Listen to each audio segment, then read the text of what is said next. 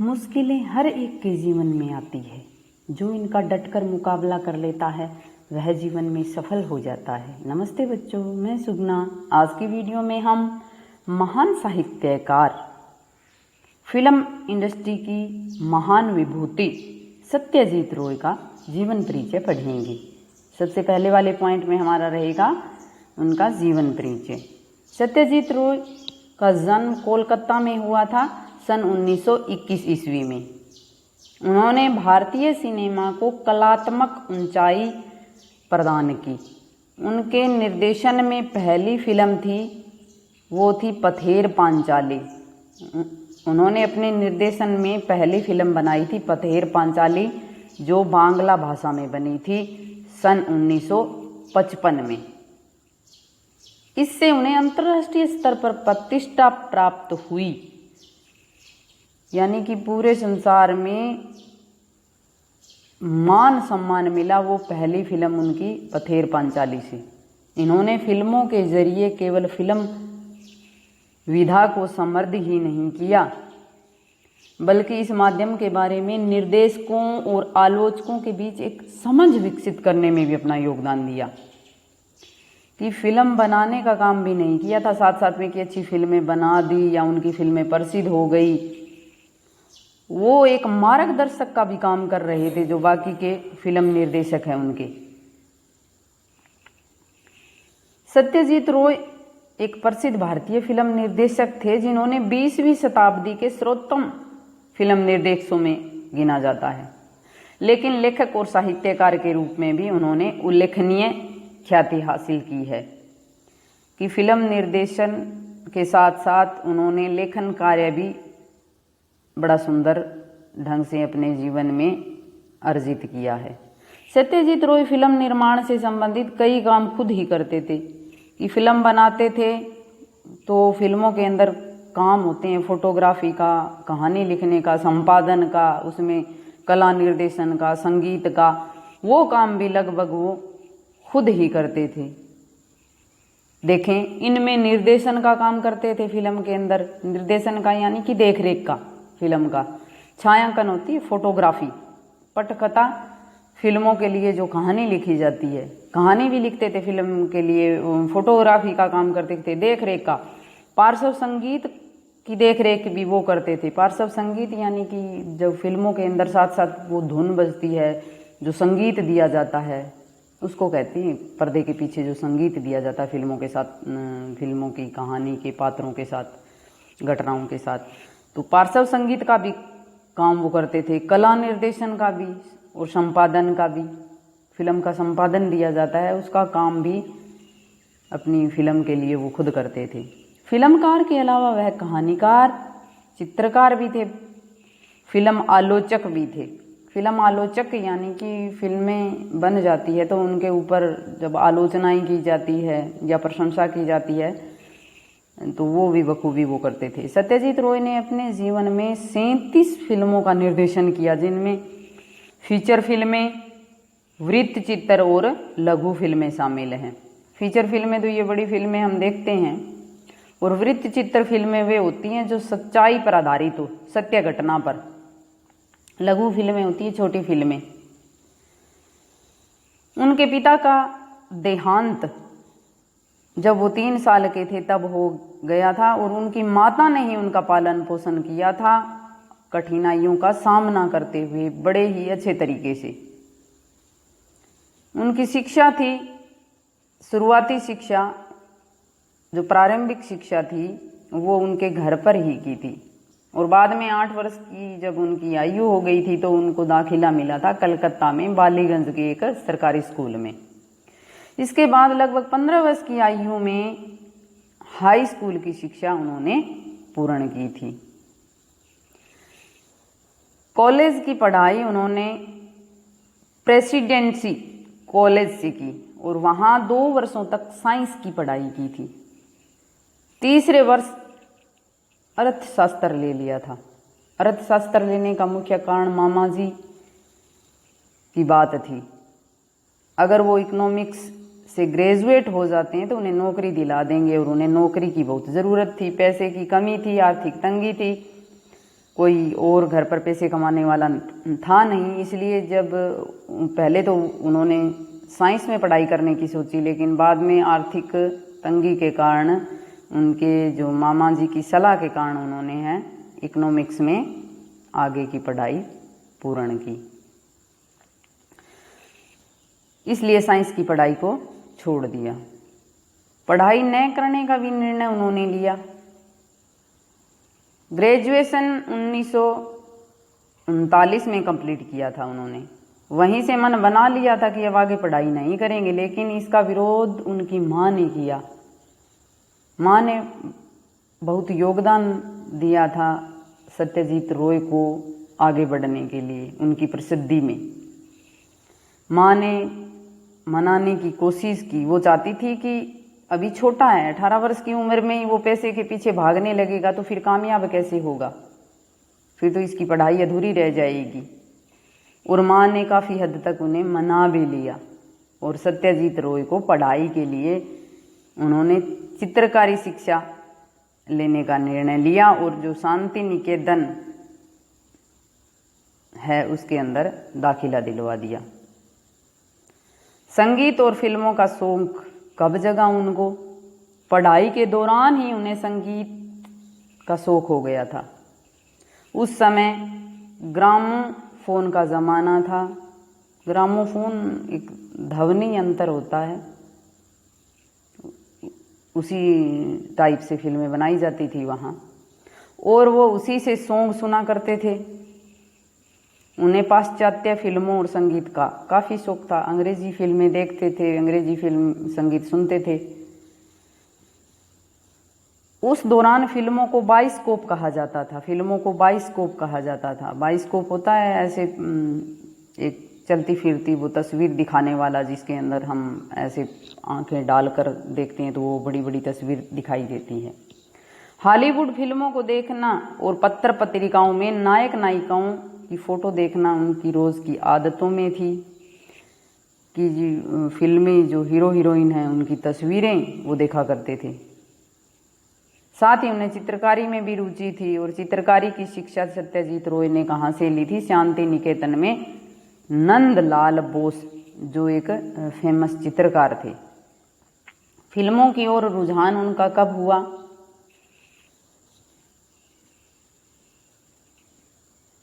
कुछ फिल्में उनके दिल में ऐसे बस गई, उनकी मंजिल ही बदल गई।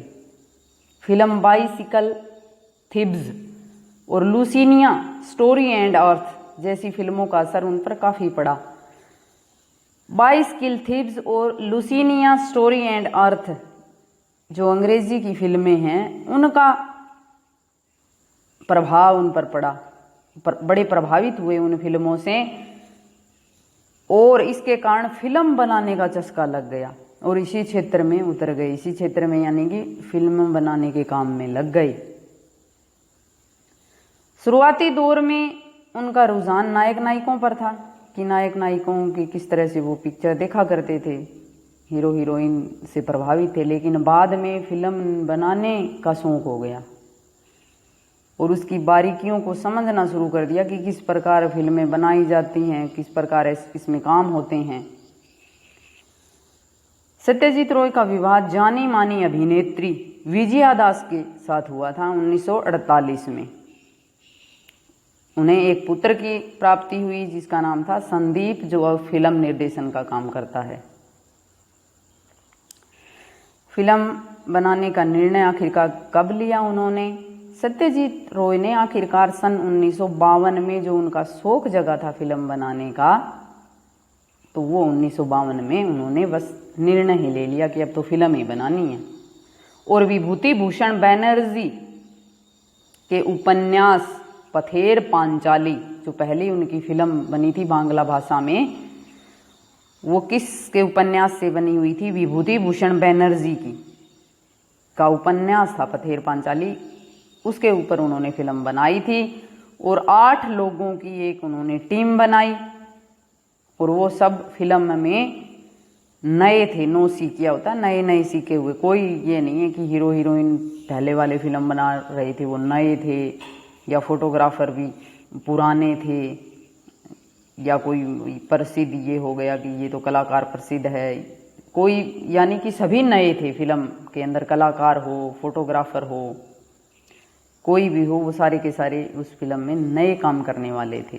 तो नए काम करने वाले रहेंगे तो दिक्कत तो आएगी। और दूसरी दिक्कत थी उनकी पैसे की, कि पैसे की कमी के कारण जो पथेर पांचाली फिल्म है बहुत लंबे समय उसमें लगा था। पहली फिल्म 3 साल के बाद ये मूवी बनी थी। पथेर पांचाली फिल्म में 3 साल का समय लग गया था पैसे की कमी के कारण। और बाद में बंगाल सरकार ने वित्तीय सहायता तो पैसे की मदद की, तब जाकर के ये पथेर पांचाली फिल्म उनकी पूरी हुई सन 1955 में, जिसका नाम था पथेर पांचाली, जो अंतर्राष्ट्रीय स्तर पर बहुत प्रसिद्ध हुई, बड़ा नाम कमाया था। और इस फिल्म पर स्वर्ण पदक और रजत पदक राष्ट्रपति द्वारा 1955 में उनको दिल्ली में मिला। सन 1956 में बेस्ट ह्यूमन डॉक्यूमेंट का पुरस्कार मिला और कैन्स में, और यह पुरस्कार उनको कहाँ मिला? कैन्स में। फिर डेनमार्क का पुरस्कार उनको कौन सा मिला था? बाडिल अवार्ड, जो डेनमार्क का प्रसिद्ध अवार्ड होता है, जो गैर यूरोपियों को दिया जाता है। गैर यूरोपीय जो फिल्म बनाने वाले होते हैं उनको दिया जाता है। फिल्म निर्देशन के साथ उन्होंने कई पुस्तकों की भी रचना की थी, उपन्यास, कहानी, कई लेख भी उन्होंने लिखे थे। उनका जो सारा लेखन कार्य था वो सारा का सारा बांग्ली भाषा में था। अपनी फिल्मों के लिए वो खुद कहानियाँ लिखते थे। चित्रकारी का शौक था, चित्रकारी सीख ली थी, लेकिन चित्रकारी का प्रयोग उन्होंने कहाँ किया था? कुशल चित्रकार होने के कारण हमेशा अपनी चित्रकारी के जरिए बताया करते थे कि कैसे फिल्म में प्रसंग और दृश्य होने चाहिए। अपनी पटकथाओं को चित्रों के माध्यम से फिल्मांकन पूरी बारीकी से समझाते थे और अपनी कल्पनाओं को चित्र के जरिए सजाते थे। राष्ट्रीय अंतर्राष्ट्रीय पुरस्कार उनको बहुत मिले थे। सत्यजीत रॉय को ढेरों पुरस्कार से सम्मानित किया, जितना आज तक किसी भी अकेले भारतीय फिल्मकार को नहीं मिला। यानी कि जो फिल्मकार हैं उसमें से सबसे अधिक पुरस्कार सत्यजीत रॉय को ही मिले हैं, पहला नंबर उनका आता है। 13 बार फिल्मों के लिए भारत के राष्ट्रपति पुरस्कार प्राप्त हुए हैं। कितनी बार? 13 बार। कुल 83 फिल्म पुरस्कार होते हैं, उनमें से 48 पुरस्कार उनको मिल चुके हैं। आगे ऑक्सफोर्ड विश्वविद्यालय से उन्हें मानद डॉक्टरेट की उपाधि मिली। यह उपाधि सबसे पहले किसको मिली थी? चार्ली चैपलिन को, जो जिसको हम सभी जानते हैं, उनको मिली थी। और दूसरे नंबर पर मिली थी सत्यजीत रॉय को। सत्यजीत रॉय सबसे पहले फिल्म निर्देशक थे जिन्होंने इस सम्मान को हासिल किया था, कि फिल्म निर्देशक, इससे पहले यह सम्मान किसी भी फिल्म निर्देशक को नहीं मिला था। भारत का सर्वोच्च सम्मान उनको मिल चुका है। कौन सा? भारत रत्न पुरस्कार, जो पहला सम्मान होता है। दूसरा होता है पद्म विभूषण।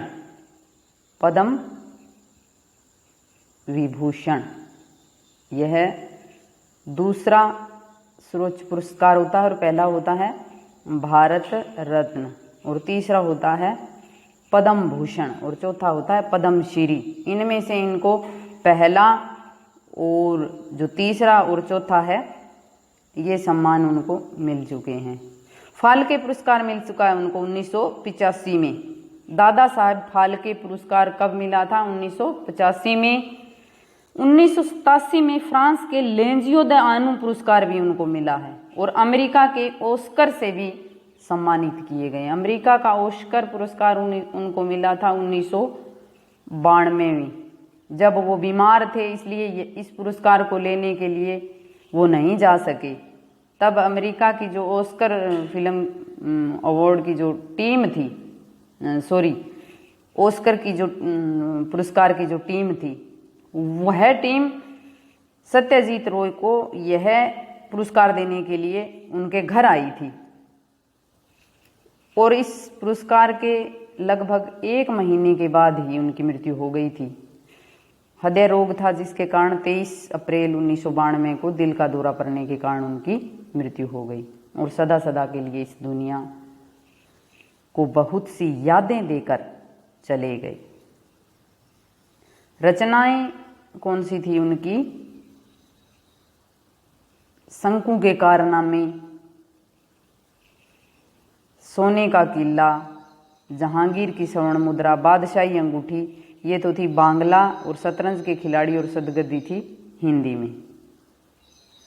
साहित्यिक विशेषताएं कौन कौन सी थी उनकी? सत्यजीत रॉय ने 30 के लगभग फीचर फिल्में बनाई थी, जिसका जिक्र मैंने पहले भी कर दिया। और ज़्यादातर फिल्में साहित्यिक कृतियों पर आधारित है कि फिल्म बनाने के लिए उन्होंने जो साहित्य की गद्य रचनाएं थी उनके ऊपर उन्होंने फिल्में बनाई थी। उपन्यास हो गए, कोई कहानी हो गई, उसके ऊपर उन्होंने फिल्में बनाई थी। उनकी पसंदीदा साहित्यकारों में बांग्ला के विभूति भूषण बंदोपाध्याय से लेकर हिंदी के प्रेमचंद तक शामिल है। प्रेमचंद की उपन्यास पर और उनकी कहानियों पर उन्होंने फिल्में बनाई थी, और विभूति भूषण बंदोपाध्याय तो उनके प्रमुख थे, और बाकी कुछ और साहित्यकारों की रचनाओं पर भी उन्होंने फिल्में बनाई थी।